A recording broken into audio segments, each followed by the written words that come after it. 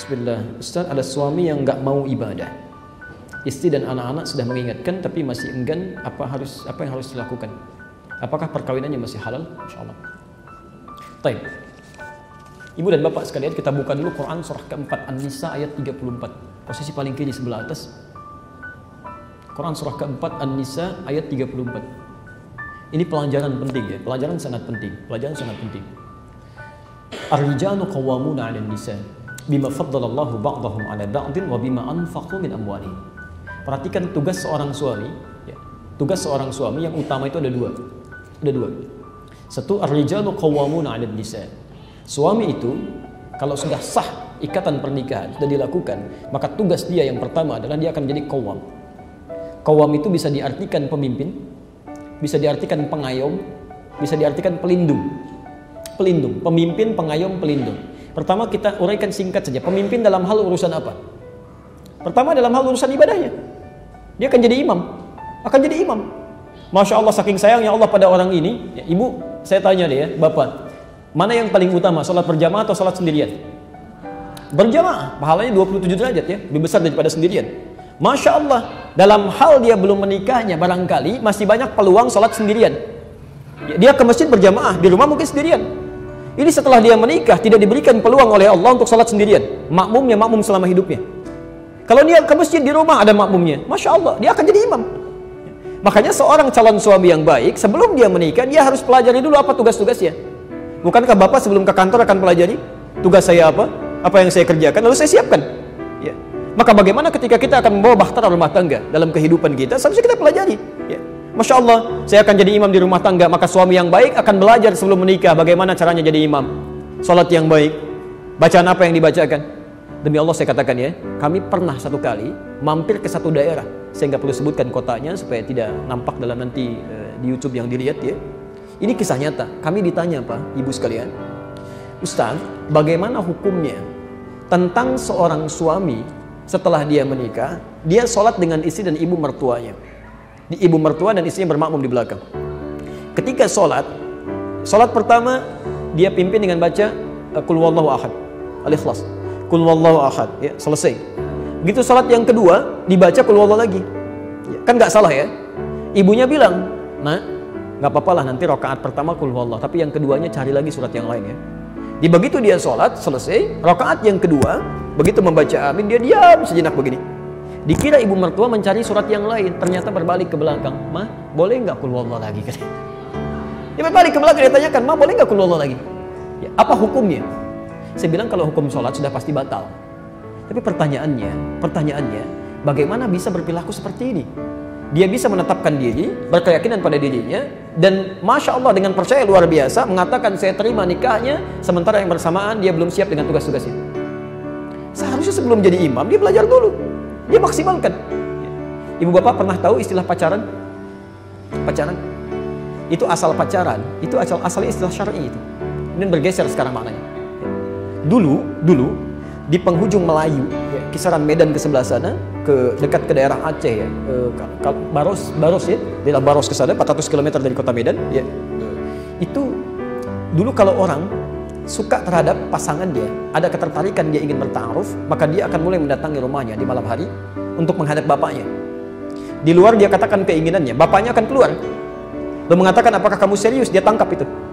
Saat ditangkap itulah kemudian ketika menyatakan serius ya, maka akan ditandai pada calon istrinya. Istrinya akan ditandai dengan daun pacar. Ini ditandai dengan daun pacar ya. Kemudian menunggulah untuk menikah selama 40 hari. Istrinya belajar, calon istri belajar kepada ibunya bagaimana jadi istri yang baik. Calon suaminya akan belajar selama 40 hari termasuk mencari nafkah. Nah, masa menunggu ini disebut dengan pacaran. Dipacari maksudnya diberikan daun pacar. Jadi asalnya syar'i di sini. Syar'i. Jadi pacaran itu bukan jalan-jalan, muda-mudi, Masya Allah, ya belum sah tiba-tiba jalan berduaan, naik beca sama-sama, seakan beca milik berdua, tukang becanya nggak ada, gitu kan? Macam-macam di sini ya. Jadi asalnya bukan begitu. Asalnya ada konseling. Ya. Dan itu dipraktikkan di Malaysia. Sekarang begitu ya. Jadi kursus dulu macam-macam. Sekarang kami robah polanya ketika kami bikin institut di Bekasi, Quantum Akhir Institute. Itu saat biasanya kalau datang mau menikah, saya suruh sampaikan, ya nggak ada prewedding yang sifatnya maksiat. Kalau mau ini kami buatkan buku, Datang silahkan anaknya ke sini, kita berikan pendidikan, ini caranya, ini yang kamu siapkan. Ini, dan masanya cukup jauh sehingga bisa belajar. Ya, bisa belajar. Ya. Sekarang alhamdulillah sudah banyak dipraktikkan ya. Kalau ada anak-anak datang melamar sudah mulai ditanya tentang Qur'annya, tentang sholatnya ya. Sekarang orientasi tidak ke dunia melulu, kan dilihat ya. Kalau ada 3 orang datang kan ingin melamar pada seorang kiai, masya Allah ya, punya anak perempuan cantiknya luar biasa, diperebutkan oleh 3 orang. Ditanya Ananda namanya siapa? Anas Pak. Baca surat An-Nas ya. Dia baca An-Nas ya. Yang kedua namanya siapa? Saya Torik Pak, baca surat At-Tariq. Masya Allah. Dilihat. Yang ketiga belum ditanya sudah pucat wajahnya. Ananda siapa? Saya Imran Pak katanya. Cuma panggilan sehari-hari kulhu. Masya Allah. Jadi ini poinnya, pertama demikian. Jadi tugas pertama dia akan menjadi imam untuk ibadah. Nah kalau kita kaitkan dengan konteks seperti ini, jadi bagaimana nanti kalau ada seorang suami yang sulit beribadah? Hal pertama ingatkan. Cara mengingatkannya, cara mendakwahi dia tertuang di Quran surah 16 ayat 125. Ya, kita pakai Quran aja dulu. Ya. Surah ke-16 An-Nahl ayat 125. Pelan-pelan.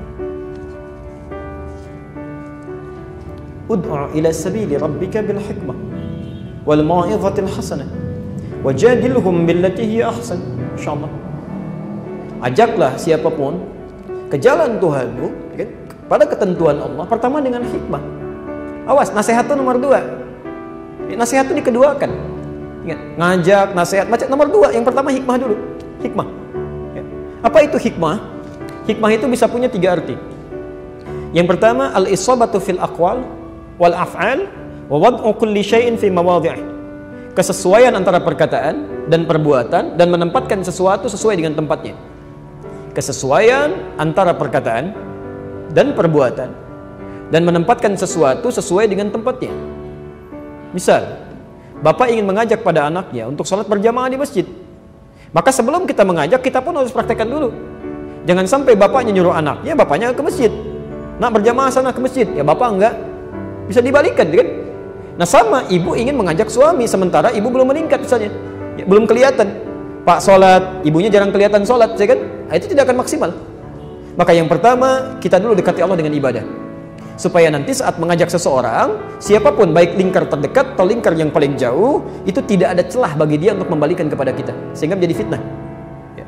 1. Yang kedua makna hikmah itu, yang kedua, adalah al-qaulul jayyid atau al-qaulul khair, perkataan yang baik. Atau doa bil khair, doa kebaikan. Jadi sebelum kita mengajak orang, doakan dulu Bu, Pak. Doakan dulu. Supaya Allah lembutkan hatinya. Sehingga apa yang akan kita sampaikan karena Allah sudah bantu lembutkan lebih mudah diterima. Jadi kadang-kadang suka lupa, ya, belum apa-apa sudah dimintakan gitu ya. Sudah diminta itu yang agak kurang tepat. Kurang maksimal nantinya. Ya. Misal Nabi Musa, Nabi Harun. Nabi Musa, Nabi Harun akan berdakwah kepada Firaun. Itu sebelum berangkat berdoa dulu kepada Allah Subhanahu wa taala. Dan berusaha berkata dengan lemah lembut, ya.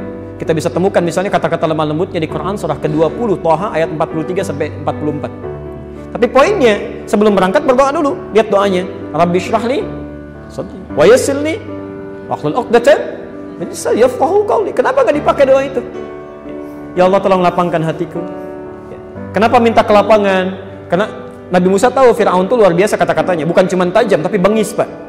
Nyakitin ke hati. Bisa kalau nggak suka dengan model rambut, itu tidak akan dikatakan tolong cukur rambutnya, tidak. Tapi tolong pisahkan kepalanya dari badannya. Itu kalau kalimat itu diluncurkan pada seorang nabi, Nabi Musa berdoa, ya Allah wafatkan aja nih manusia ini nyebelin, bisa meninggal seketika. Cuma hikmah dakwah tidak ada pesan bagi kita. Jelas ya? Tapi pelan-pelan. Jadi boleh jadi ketika ibu berdakwah kepada suami misal, akan keluar kalimat-kalimat yang tidak menyenangkan. Nah kalau hati ibu sudah dilapangkan oleh Allah, tenang menerimanya. Dicaci maki, tenang. Dimarahin, sabar, kan jadi doa lagi.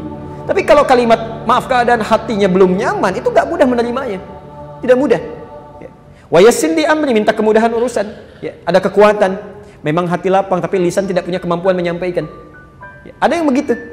Ada lagi yang mohon maaf, ya, mohon maaf, punya kemampuan menyampaikan, hatinya lapang, cuma menyampaikannya berbelit-belit, nggak paham-paham. Apa sih maksudnya mah? Pak, kita kan sudah lama berumah tangga, mama sudah berhijab macam-macam, udah nyambung kemana-mana, kalimatnya belum nyambung. Jadi maksud mama apa sebetulnya? Ada yang begitu.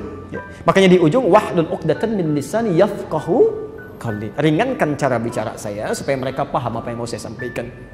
Karena itu sebelum menyampaikan itu berdoa dulu. Minta kelembutan. Saya pernah ajarkan ini pada seorang ibu yang anaknya sulit sekali sholat, Pak. Datang ke pesantren, dulu kami di Lebak Bulus. Ustaz, anak saya kok susah sholat. Kenapa? Saya bilang, sudah diingatkan? Sudah kalau gitu ibu gak usah ingatkan lagi. Ibu doakan. Karena ada yang salah, Ya, kita sebutkan ayat-ayat Qur'annya. Caranya ibu bangun malam, kemudian ibu sholat. Setelah sholat, ibu berdoa untuk anak ibu. Lakukan di sampingnya, sholat di kamarnya. Lakukan di sampingnya, mohon pada Allah. Ya, mohon minta, saya bilang minta dengan menangis, khusyukkan. Nanti setelah 3 hari coba ibu sampaikan bagaimana perkembangannya. Masya Allah ibu sekalian, Pak sekalian, hari ketiga perempuan ini datang lagi. Masya Allah, dari jauh sudah teriak, Ustaz, bawa nasi uduk pagi-pagi ke pesantren. Baik, ada santri kami juga. Apa yang terjadi? Gembira luar biasa, anak saya sudah sholat katanya. Kok bisa? Masya Allah. Ternyata di hari yang ketiga, di malam dia bangun, itu anaknya langsung bangun menangis dipeluk ibunya. Mama maafkan saya. Saya bukan gak mau sholat, Ma. Tapi dulu papa begitu sibuk, mama juga begitu, gak pernah ngajarin saya. Ya sudah, saya sudah ambil kesimpulan gak usah sholat sekalian. Ya.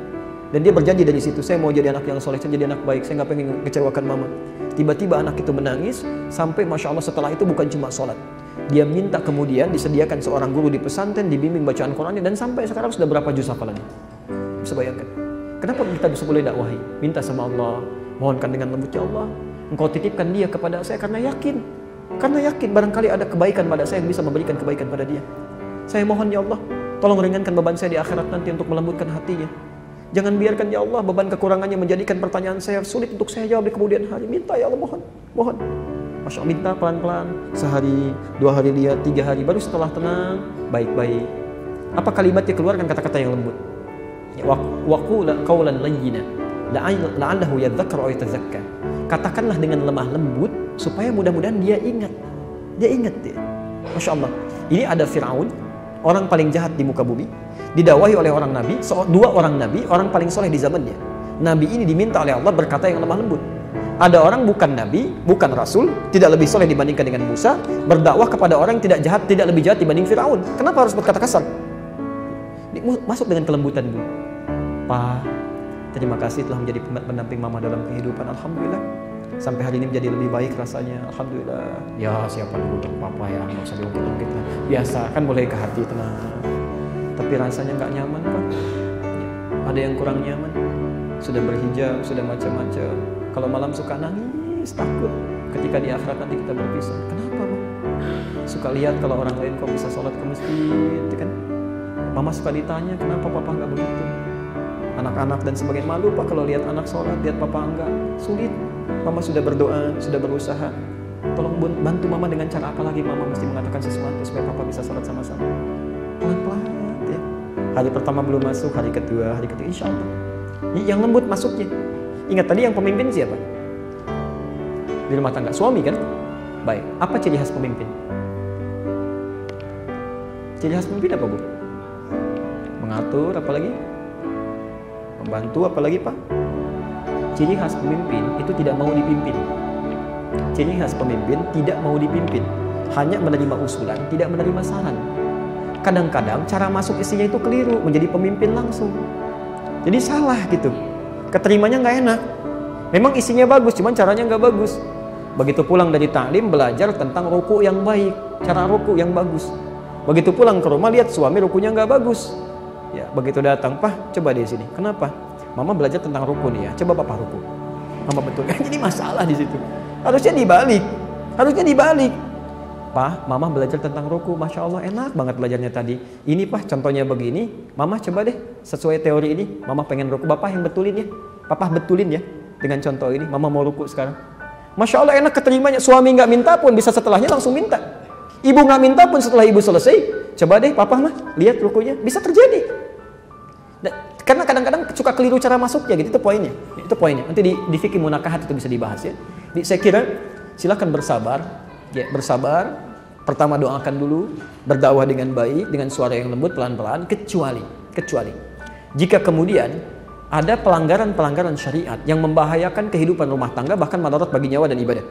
Misal suami pemabuk, melarang Anda untuk ibadah, nggak boleh ibadah, nggak boleh macam-macam. Maka di situ nanti ada syariat-syariat tuntunan yang lain, termasuk khulu. Ya, khulu itu artinya pengajuan untuk berpisah dari pihak istri dalam keadaan suami menolak, tapi sikap suami sudah membahayakan pada diri dan agamanya. Itu khulu namanya. Dan nanti pengadilan akan mencari bukti-buktinya, melihat kalau tidak mau berubah, nanti pengadilan fasakh, memisahkan hukumnya. Memisahkan hukumnya. Ya. Dia jangan ujuk-ujuk langsung kepada minta berpisah macam-macam, tidak. Cari dulu dakwahnya, barangkali di situ lahannya. Seorang sahabat pernah bertanya kepada Nabi, perempuan, suami saya begini, macam-macam. Ya. Apakah boleh saya berpisah? Ya. Kata Nabi, ada kemungkinannya. Orang ini mengatakan, tapi saya masih cinta. Masih cinta. Kata Nabi, maka dakwahi dia. Maka dakwahi dia. Ya. Jadi kalau masih ada rasa cinta, ada kebaikan dan sebagainya, dan tidak membahayakan pada kehidupan, barangkali surga ibu ada di situ. Ya, surga ibu ada di situ, di samping mencari keluar. Ya. Dan jangan berlebihan ya. Saya sering menemukan suka aneh, ada perempuan belajar, begitu pulang ke rumah jadi ribut dengan suaminya, ribut dengan anak-anak dan sebagainya. Itu tidak tepat. Ya, cari kebaikan. Ya, sampai muncul istilah-istilah yang tidak tepat. Daripada punya pasangan suami yang bid'ah, lebih baik mencari yang sunnah. Wah. Ini kalau suaminya ada keliru, luruskan. Jangan cari kalimat-kalimat yang tidak bagus. Ya, rumah Anda kotor, ya sapu. Jangan tinggal di rumahnya, cari rumah lain. Tidak tepat ya.